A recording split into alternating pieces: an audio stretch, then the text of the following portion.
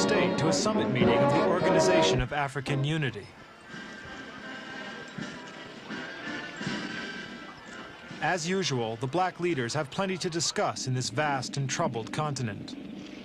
And after the successful resolution of the Zimbabwe independence problem, there's one single issue which has united the OAU in a common purpose: the desire to bring independence to Namibia, the last place outside South Africa where white settlers still hold power.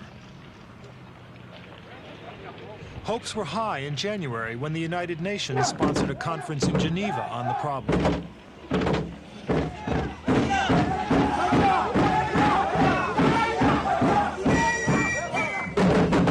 The UN was given a slap in the face by South Africa, which has administered the territory under a disputed mandate for over 60 years. Pretoria and the Namibian politicians it supports accuse the United Nations of bias towards SWAPO in the guerrilla war against South Africa. SWAPO's leader is Sam Nujoma. The enemy has sent into Namibia thousands of its troops with a view to suppress the political aspirations and the demand of the Namibian people to genuine freedom and independence. We are determined to face the South African racist troops with arms in hands. At the same time, we are also ready for a negotiated settlement. And the So SWAPO is ready to continue its guerrilla war into the military operation area along the northern border, while at the same time being prepared to negotiate a settlement through the United Nations. The prize is leadership of the government in Windhoek, capital of the territory, which is also known by its older name, Southwest Africa. The German architecture is a reminder of the distant colonial past.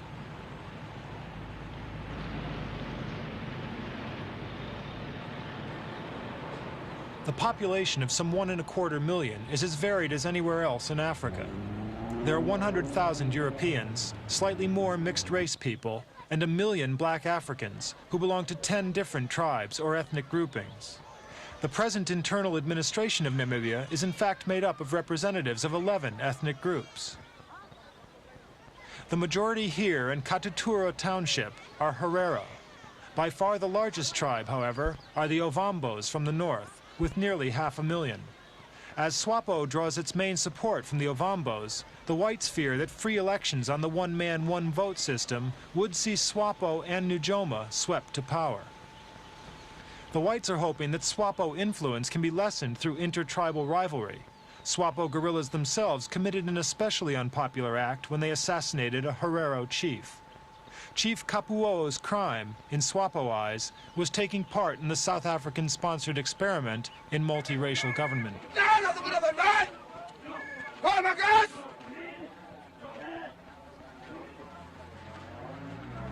This sect of the Herero tribe gather every year to celebrate what they call Green Flag Day, when they remember their ancestors of generations past. They remember especially the thousands who died under their German colonial masters around the turn of the century, foreigners whose dress they have ironically imitated. Most of the Namibians at this rally are almost certainly Ovambos, because this is a SWAPO rally.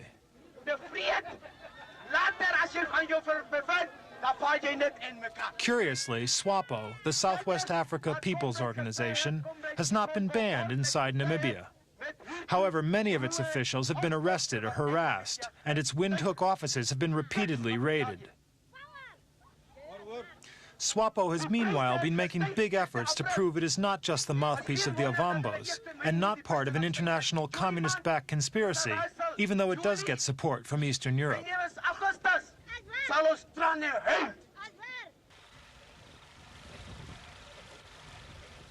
SWAPO launched its arms struggle in 1966, and since then the northeastern Caprivi Strip and the entire northern border region have seen a series of guerrilla raids. White farmers work and live in the same beleaguered conditions as Rhodesian farmers did a few years ago.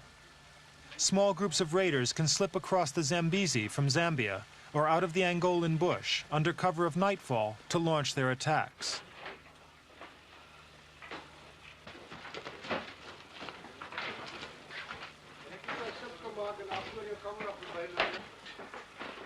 The target here was a South African military camp in the strip at Katima, Mulilo. A shelling in the early hours of the morning left 9 soldiers dead and 10 injured. In this incident, the attackers had not even crossed the Zambezi, preferring to keep a safe distance. The South Africans had to be content with returning the fire and waiting for daylight when they could take a close look at the latest SWAPO weapon, a 152mm rocket.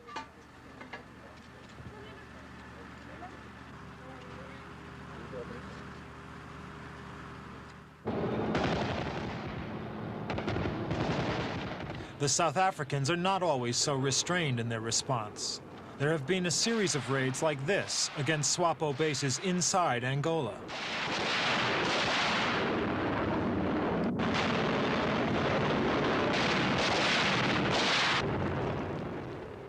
The most brutal of the raids was in May 1978, when ground and air forces carried out a full-scale military attack.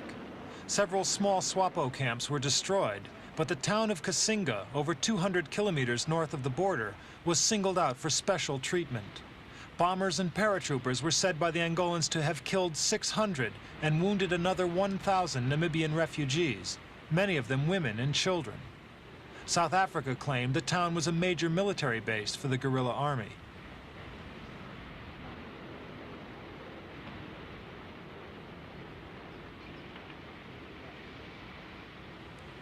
Film taken by the South Africans was clearly selective, but they were able to back up their claims by showing the arms and the revolutionary literature found in some of the camps. The South Africans, or the Southwest Africa forces they train and arm, have continued these border raids throughout the international negotiations toward a Namibia peace plan. It's Pretoria's way of saying that it has the military power to crush any SWAPO guerrilla threat in the foreseeable future. And with over 50,000 troops lined up against an estimated 8,000 SWAPO fighters, the claim seems in no way exaggerated.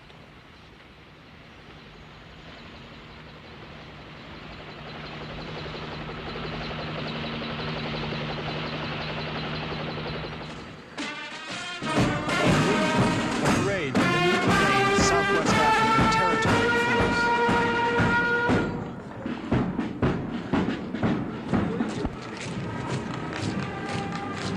The United States military coined the word Vietnamization when they handed over the war to their South Vietnamese allies.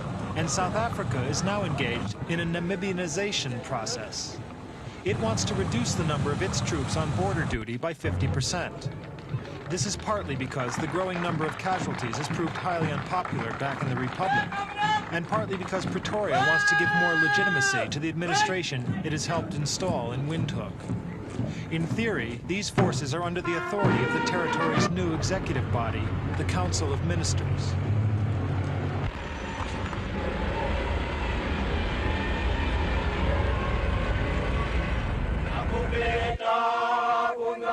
An essential part of the South African plan is the recruitment of black Namibians into the defense force. A special battalion was created to train such men, and this year conscription has been introduced in several tribal areas, although the Ovambos, because of their suspected allegiance to SWAPO, have so far been left alone.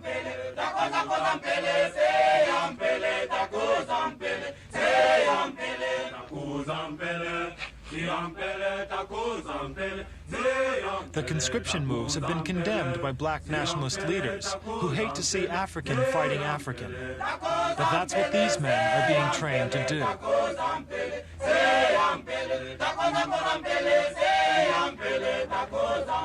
Alongside the military offensive, South Africa and its allies in Namibia have been carrying out a gradual and involved political campaign with the main object of preserving the interests of the whites. The first popular elections ever seen here took place in December 1978, with the multiracial DTA, or Democratic Turnhala Alliance, winning by a large majority. It won 41 of the 50 seats in the new Constituent Assembly. claiming to be a national party because it contained representatives of all 11 ethnic groups. However, SWAPO boycotted the election, and the United Nations, and even the 5 Western nations involved in peace talks, declared the results null and void.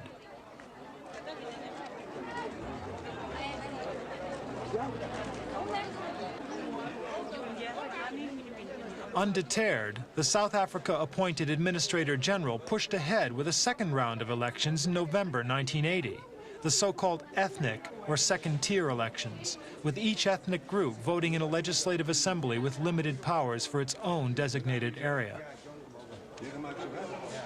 Unfortunately for the DTA, its multiracial platform proved less popular this time with black and white voters, suggesting that Namibian politics were suddenly polarizing.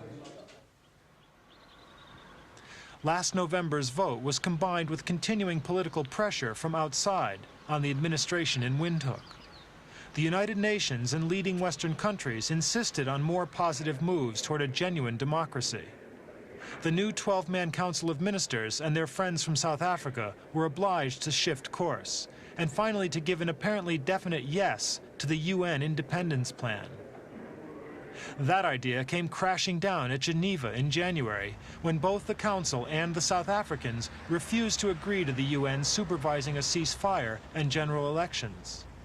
6 months later, that position is unchanged. Council Chairman and DTA leader, Dirk Mudge. That we will only be prepared to accept an election in this country should this election be really fair and free. We will not commit suicide by accepting an election of which the outcome has been decided upon already. We are quite capable of fighting SWAPO and defeating SWAPO. But I think it is most unfair to expect us to fight the Russians, the Cubans, the East Germans, the United Nations, and the rest. We are not asking for preferential treatment, but we want to be in an equal position with the other political parties who intend taking part in the election. It was the Americans who tried to get things moving again with a visit to Windhoek in June by Deputy Secretary of State William Clark. He listened to all the domestic parties, but returned home without making any suggestion on how to resolve the problem.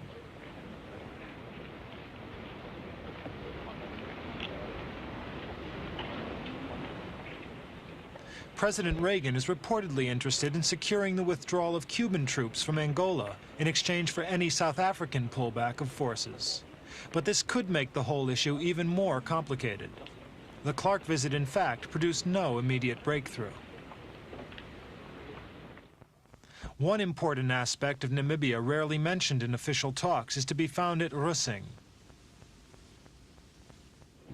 Rusing is deep in the Namib Desert, a desolate region of sand and rock, one of the oldest deserts in the world. Only the hardiest of Bushmen used to live here by choice, but European colonists were gradually drawn here by the discovery of precious stones and minerals.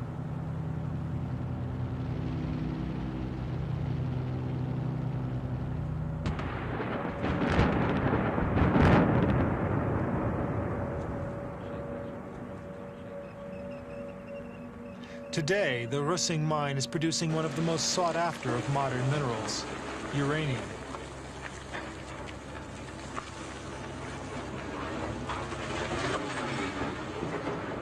Vast quantities of rock and dust have to be dug out. 1 million tons are ripped from the open-cast mine every week. Full production was only reached in 1979, and it's now the largest uranium mine in the world. As more and more countries rely on nuclear power for electricity, so have Western countries become increasingly concerned about future output. It's said that if supplies from Rusing were suddenly cut off, half of Western Europe would be plunged into darkness.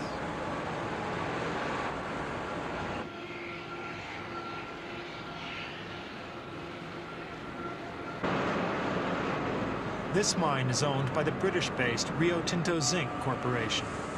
It has been suggested with a trace of cynicism that concern for future uranium supplies lies behind the repeated Namibia peace interventions by the Western group, composed of Britain, the United States, West Germany, France, and Canada. A speedy settlement would reassure investors and give the go-ahead to development plans. And according to some reports, the West has been given assurances by Sam Nujoma that a SWAPO government in Windhoek would not threaten the supply of uranium to the West.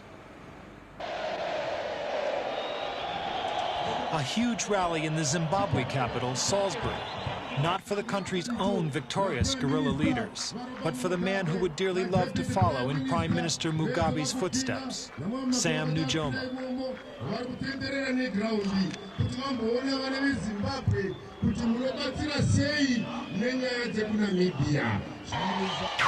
The occasion in June was Namibia Solidarity Week, and the enthusiasm of the welcome must have surprised even Mr. Nujoma.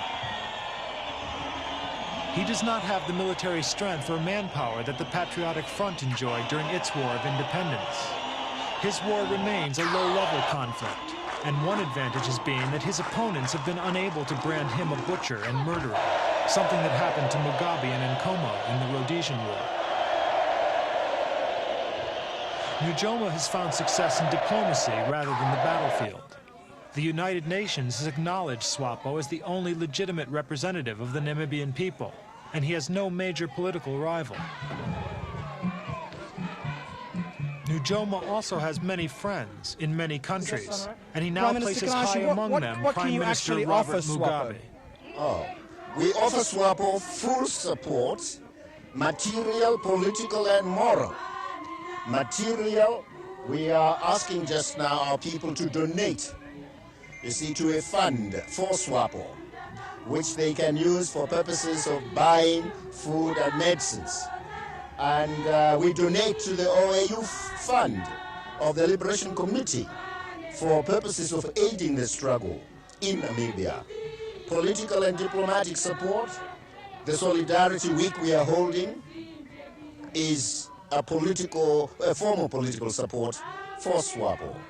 Diplomatic support we offer at the United Nations in our bilateral relations with the Western powers. We have insisted that the Namibian plan as given by the United Nations under the resolution passed in 1978, Resolution 435, must not be altered. What about tangible? Most of the world, then, supports the principle of UN-supervised elections. South Africa and its Namibian allies stand alone and defiant. Perhaps only the United States can make Pretoria change its mind. But it looks as if no progress will be made unless a revised plan gives cast-iron guarantees for whites in an independent Namibia. Otherwise, South Africa will just keep on saying no.